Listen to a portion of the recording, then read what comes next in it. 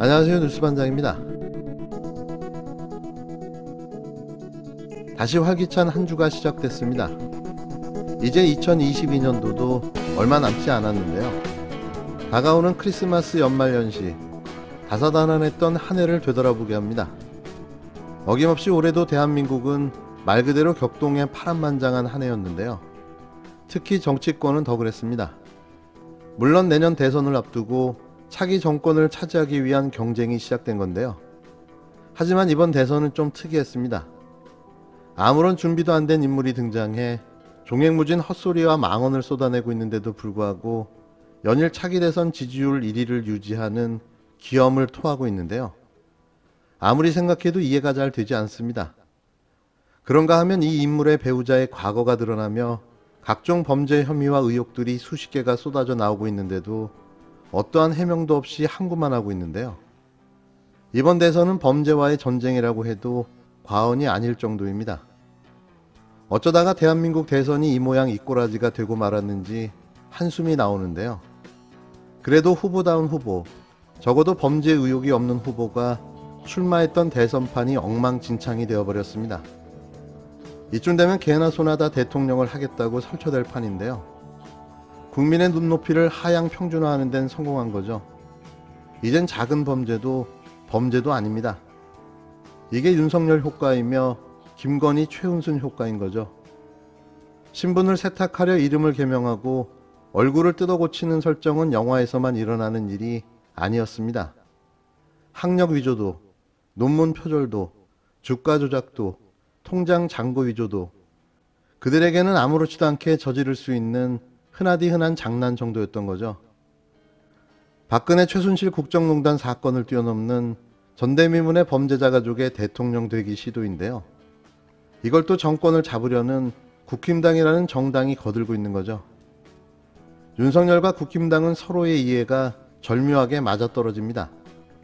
윤석열은 처벌을 피하기 위해 청와대로 입성해야만 하고 국힘당은 정권을 잡아 빼앗겼던 기득권과 권력을 다시 찬탈해야만 하는 니즈가 맞물린 결과인데요. 그렇게 탄생한 프로젝트가 동네 바보형 대통령 만들기인 거죠. 또 꼭두각시 하나 앉혀놓고 마음대로 조정해보겠다는 심산인데요. 그렇게는 안 될 겁니다. 지난주에 청년 문화예술인 간담회에서 윤석열 후보가 질문을 받았는데 그 여러 질문들을 받았을 때 마이크를 매번 이제 이 대표한테 넘기는 장면이 이제 화제가 됐어요. 제가 정확히 기억하기로는 한 2번 정도 저한테 먼저 마이크가 왔던 것 같고요. 나머지는 후보가 다 먼저 답을 하고 제가 보충하는 답변하는 모양새였거든요. 그렇기 때문에 전체적으로 우리 후보는 모든 질문에 답했기 때문에 이건 참 왜곡이라고까지 하긴 좀 그렇지만은 편집이 좀 있었던 건 맞는 것 같습니다. 짜깁기 해서 편집으로 짤이 돌아다녔다 이 얘기군요. 우리 후보가 뭐 달변이라 가지고요. 웬만한 문제 답을 다 할 수 있습니다. 근데 그 상황에서 사실 당의 입장과 충돌하면 안 되는 지점들이 있어가지고는 우리 후보가 안전하게 답변을 한 것이다 이렇게 볼 수 있을 것 같습니다. 13일 CBS 김현정의 뉴스쇼에 출연한 이준석 국힘당 대표의 황당 발언이었는데요. 윤석열 후보가 달변이어서 어떠한 질문에도 다 답변이 가능하다는 새빨간 거짓말이었습니다. 그런데 왜 마이크는 셔틀을 하고 간담회장은 윤석런 해야 했을까요? 이것도 가짜 허위 뉴스 아닙니까? 연일 쏟아지는 가짜 왜곡 뉴스, 기울어진 언론과 넘쳐나는 기레기들, 듣보잡 여론조사 기간에 조작된 대선 후보 지지율 발표, 논점을 흐리고 이슈에 물타기 하는 국힘당의 언론 프레이까지, 이게 현재의 상황입니다. 12일 밤부터 13일 아침까지 다음 랭킹 뉴스 1위를 차지한 이상한 뉴스가 눈에 띄었는데요. 또 등장한 듣보잡 여론조사의 대선 후보 지지율 발표 기사였습니다.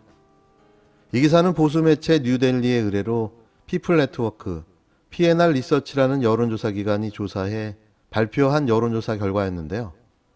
여야 사자 간 가상 대권주자 지지도에서 윤석열 국힘당 대선 후보가 이재명 더불어민주당 대선 후보를 오차범위 밖에서 앞선다는 여론조사 결과였습니다.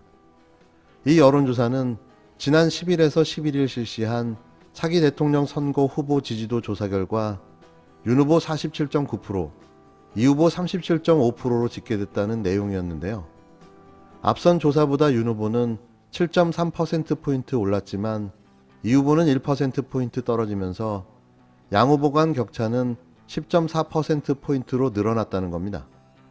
이어 안철수 국민의당 후보는 3.3%, 심상정 정의당 후보는 2.6% 순으로 조사됐고 기타 인물 3.3%, 없음 4.3%, 잘모름 1%였는데요.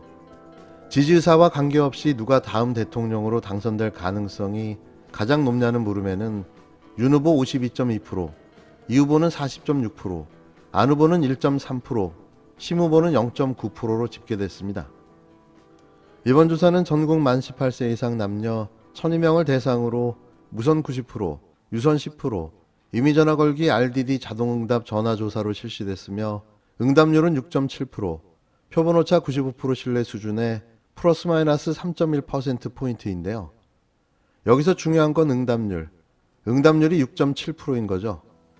즉 1000명 중 67명이 채 안 되는 응답자가 응답을 했다는 건데요. 이게 여론조사입니까? 매번 이야기하지만 10% 미만의 여론조사는 공표를 제한해야 한다는 게 제 생각입니다.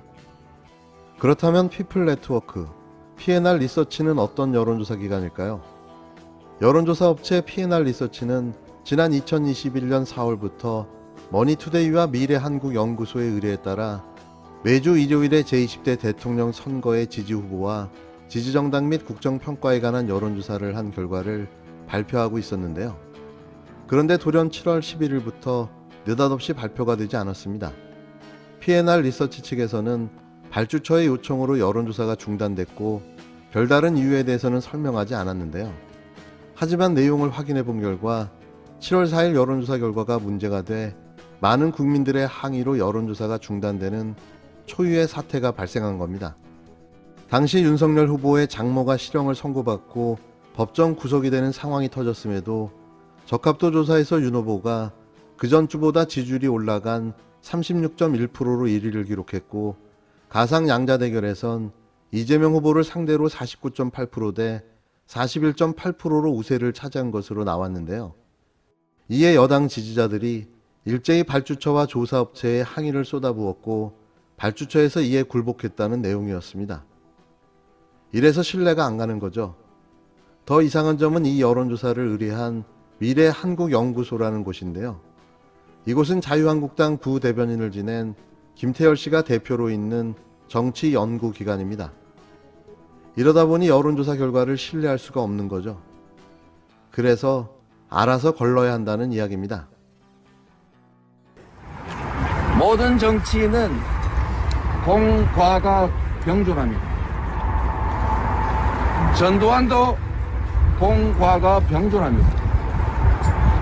삼저호황을 잘 활용해서 경제가 망가지지 않도록 경제가 제대로 움직일 수 있도록 한 것은 성과인 게 맞습니다. 그러나 국민이 맡긴 총칼로 국민의 생명을 해친 행위는 어떤 이유로도 용서될 수 없는 결코 다시는 반복돼서는 안 될 중대 범죄입니다. 그렇지 않습니까? 그래서 그는 결코 존경받을 수 없습니다. 전두환도 경제는 성과라는 더불어민주당 이재명 대선 후보의 발언을 둘러싸고 정치권 내에서는 말바꾸기라는 거센 비판이 이어졌습니다. 지금 들으셨지만 이게 대체 무슨 문제가 있는 걸까요? 아무리 선거의 계절이라지만 팩트를 가지고 이야기를 해야지 이렇게까지 말을 베베꼬아 왜곡하기도 힘들 텐데요. 누가 전두환을 옹호했다는 겁니까?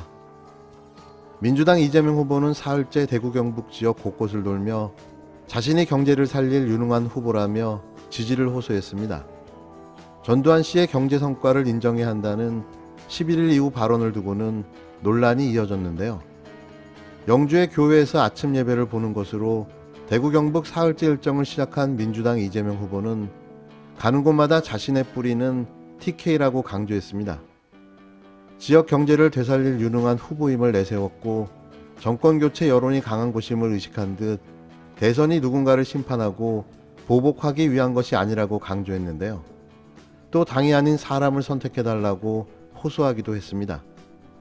농촌에서 태양광이나 풍력 에너지를 도시에 판매할 수 있는 에너지 고속도로 정책을 소개했는데 박정희 전 대통령의 경부고속도로 건설에 비유했습니다. 12일 마지막 일정도 박 전 대통령의 유산의 상징인 경부고속도로 기념탑 방문이었는데요. 이날은 전두환 씨의 경제 성과를 인정한 11일 발언을 두고 논란이 이어지자 이 후보는 있는 사실 자체를 부인할 수는 없다고 말했습니다. 정의당 심상정 후보는 갑툭튀하며 이 후보를 향해 문재인 정부와 차별화를 하려다 국힘당 후보가 될 것 같다고 비판했는데요. 제발 하나마나 한 트집은 그만 잡고 자신들 앞가림이나 제대로 했으면 합니다. 상식 이하의 공약 남발에 김건희를 두둔하는 발언까지 일삼으며 동아리가 대선놀이 하느냐는 비판을 받고 있는데요. 세금 낭비나 하고 있는 정당이 할 소리가 아닌 거죠. 정말 정신 차리시기 바랍니다. 이번엔 한 표도 주지 말아야 할 텐데요. 그래야 정당 보조금도 환급받지 못하게 될 테니 말이죠.